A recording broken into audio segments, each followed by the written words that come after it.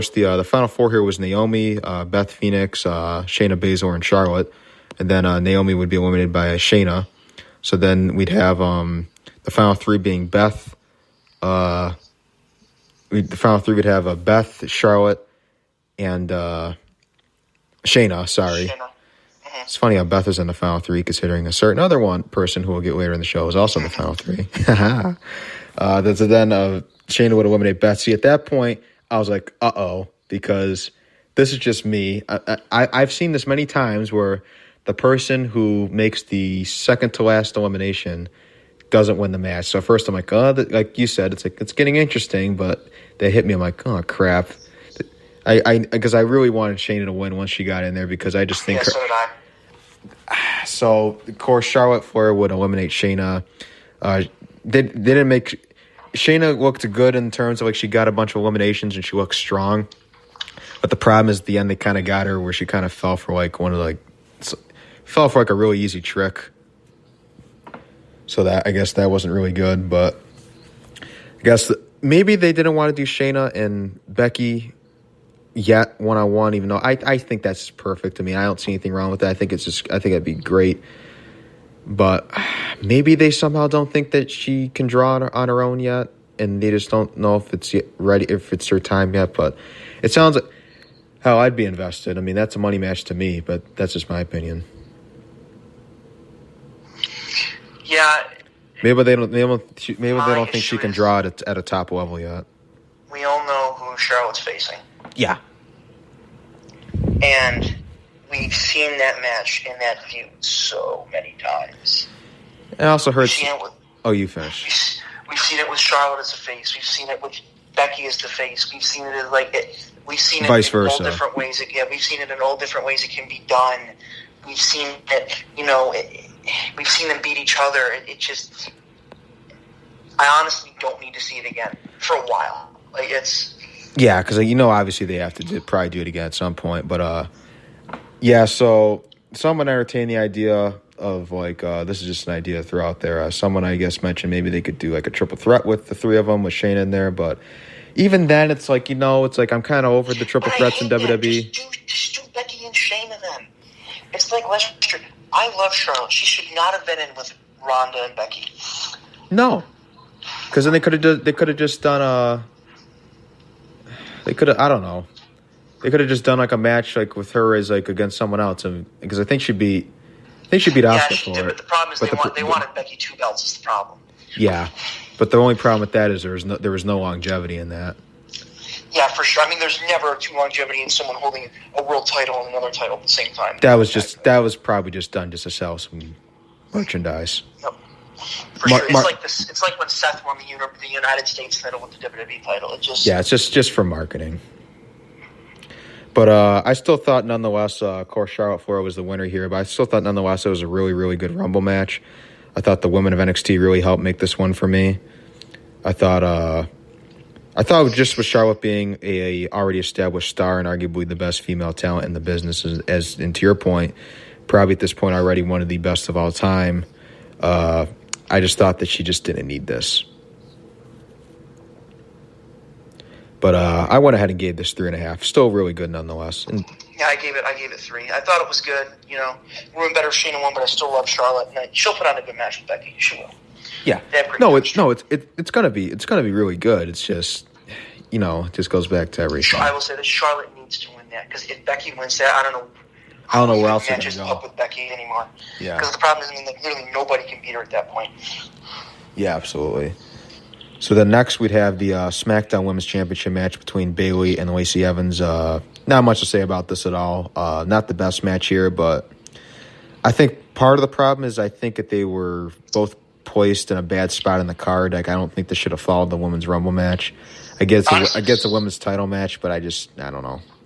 I think she should have kicked Roman and Corbin off the card and then put this as the opener. Or if you're going to do Corbin and Roman, I think they should have maybe done this as... maybe they could have... I'm trying to think. Maybe they could have opened with Becky and Asuka or something. And then maybe they could have done the Women's Rumble, then done then done the Corbin and Roman match, then done this match, or done something like that. I don't know. Then you had the strap match, and yeah, I just think it should have been a different. That should have been a different order. But I mean, this again, this was solid. Either way, it wasn't. Happened. Either way, it wasn't really going to make it like great, but This was solid. Nothing crazy happened. We all knew Bayley was going to win going into this. Yeah, star and 3/4 for me. I just gave it 3. Wow, you liked it a bit better than I did. Yeah, well, I mean, I don't know. That's okay, but you know what? I'll put it at 2.5. It was okay. I'm generally more positive than you about WWE in general, but that's true.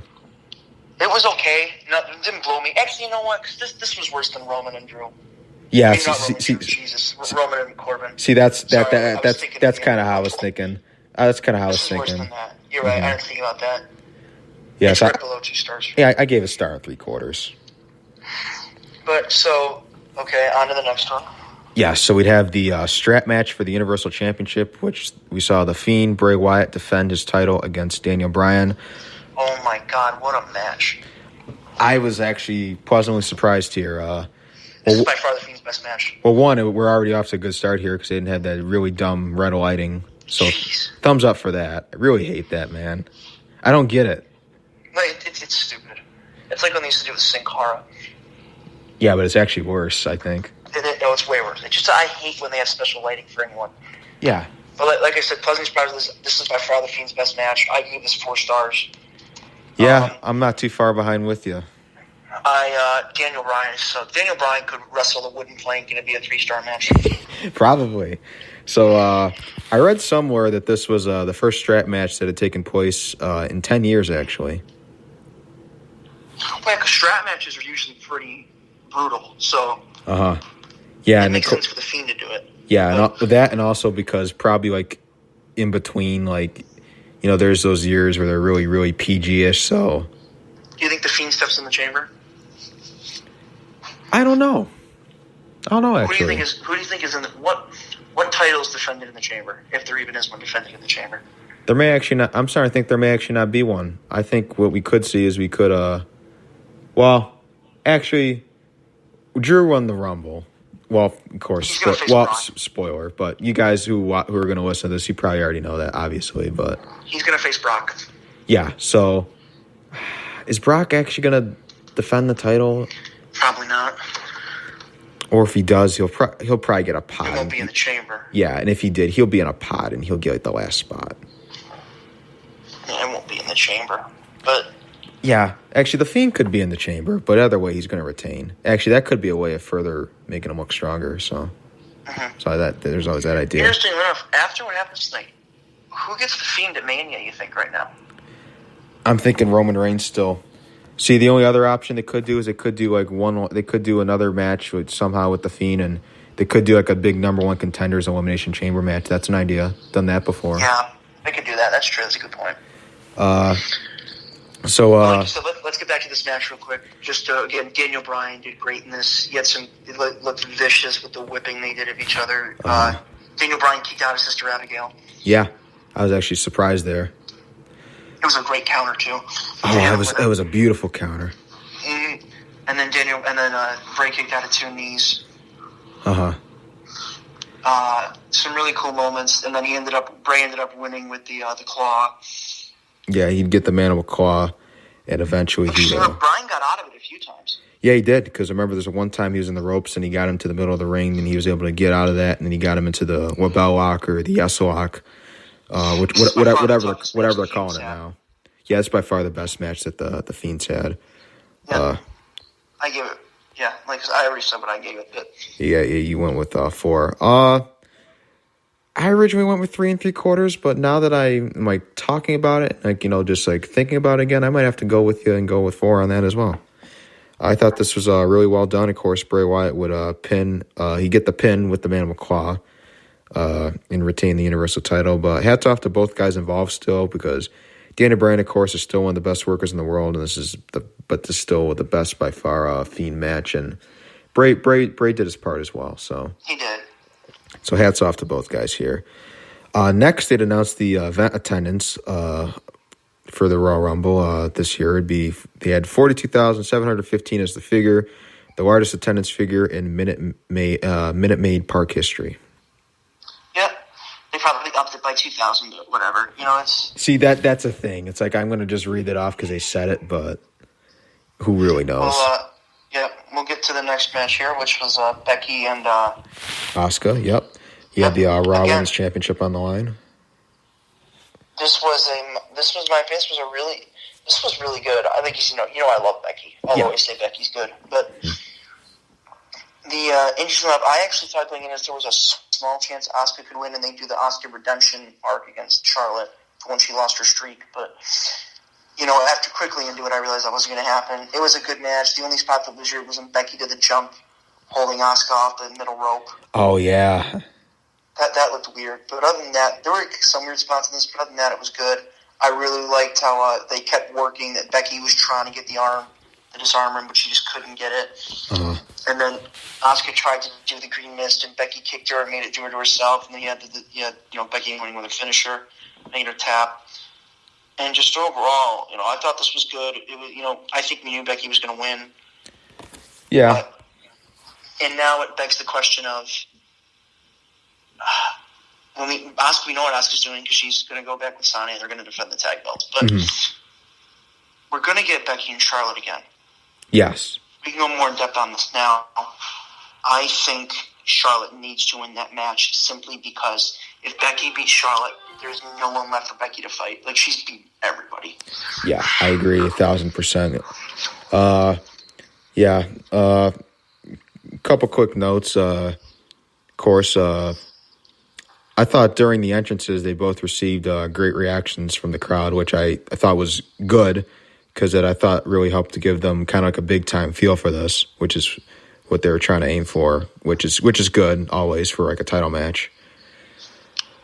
And you pretty much named off the spots here, but nonetheless, I thought it was a really good match. What'd you give it? 3.5. I gave it 3 3/4. Yeah, but a really good match nonetheless. Liked it. And Becky Lynch, of course, would retain the Raw Women's Championship. Disarmer, yeah. Yep. And now we'd be on to the main event of the evening, the 30-man Royal Rumble match. But first, a couple things early. Booker T would join Michael Cole and Corey Graves on commentary.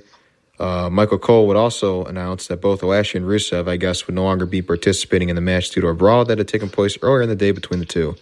We'd, of course, start out with the first entrant in the match, number 1, WWE Champion Brock Lesnar.